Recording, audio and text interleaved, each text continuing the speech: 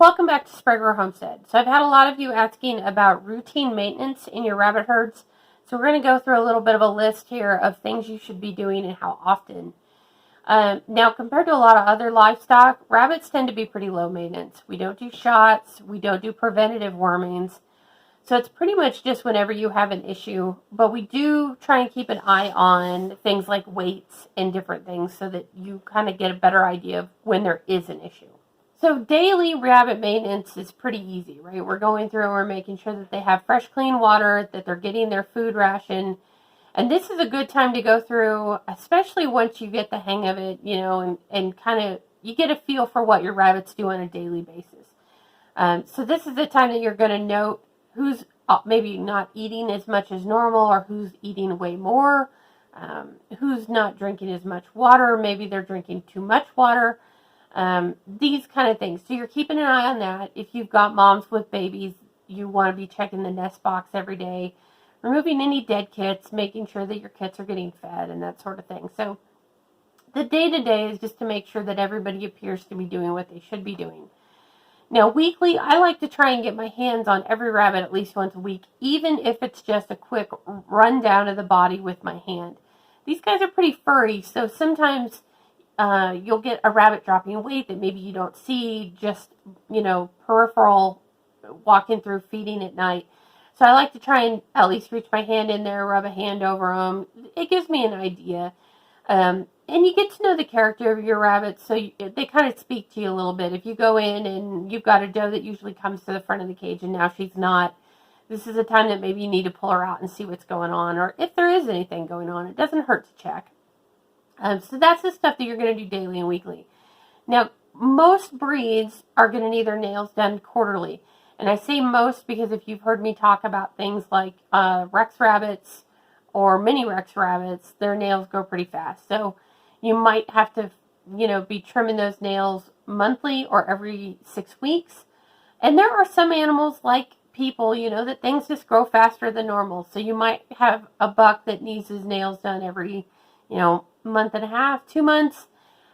With my Triantas, they go really, really fast too. So I'm doing my Trianta nails about every 6 to 8 weeks generally. Otherwise, they start to look like Freddy Krueger, and you don't want that. So you're going to do that. Now, what I tell everybody is when you have your rabbits out to do their nails, this is a great time to do a full body inspection. So I'm checking my ears to make sure that I don't have any ear mites. I'm checking fur to make sure there's no fur mites. I'm checking for sore hocks, which doesn't happen very often, especially if you're keeping up with those nails. But you're checking for that. You're checking for clean vent to make sure that you don't have vent disease or something else going on. I also pull back and I actually check the teeth to make sure everything looks okay there. Because sometimes rabbits will chew on wire and pop the cage wire. Mine are the worst about it at feeding time, trying to get my attention. And sometimes you'll get one that'll tweak a tooth. So you're looking to make sure that you don't have any occlusion problems, that everything looks good, and that you don't have any nasal discharge, eye droop, discharge, that kind of stuff. So if you're doing that at least quarterly, you're going to catch a lot of stuff in addition to just kind of looking at those rabbits as you go through at night. Now, I know some of you are going to be using hutches and that sort of thing, so it's not as easy, but for those of you that have drop pans in your stackers, every week or every couple of days, whenever you're pulling those pans and emptying them, this is a good time to be looking for things like blood, really thick, a lot of calcium coming out in the urine that could indicate that there's some kind of sludge issue. You'll find blood on the pan sometimes if maybe somebody's pulled a nail, because it happens.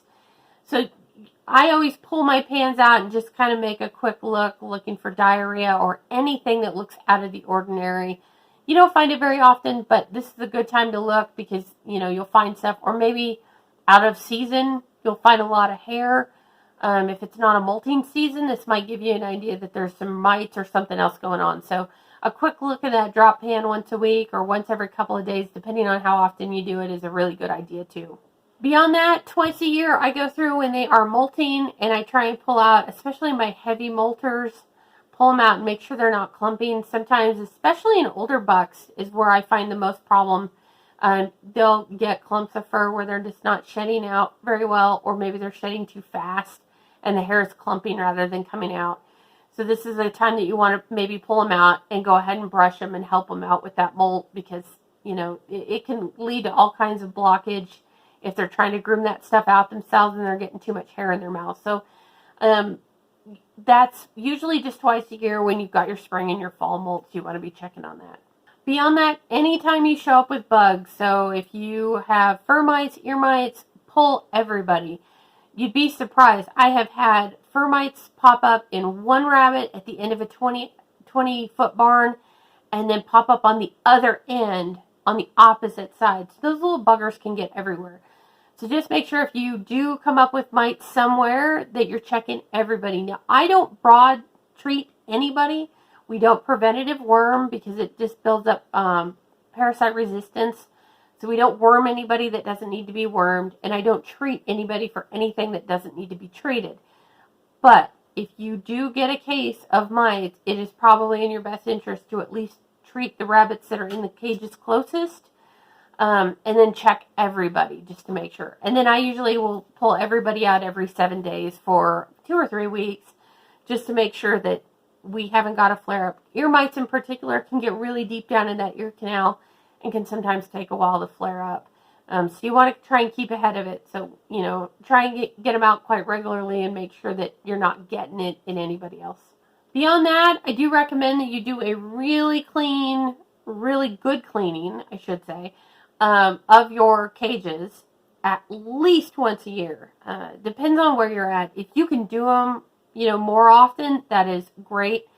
I try to pressure wash everything in the barn once a year, and then whenever I can't, if the cages are looking like they need some work, I'll usually pull everybody out of a stack, take a long-handled brush with some soapy water and scrub everything down and just rinse it.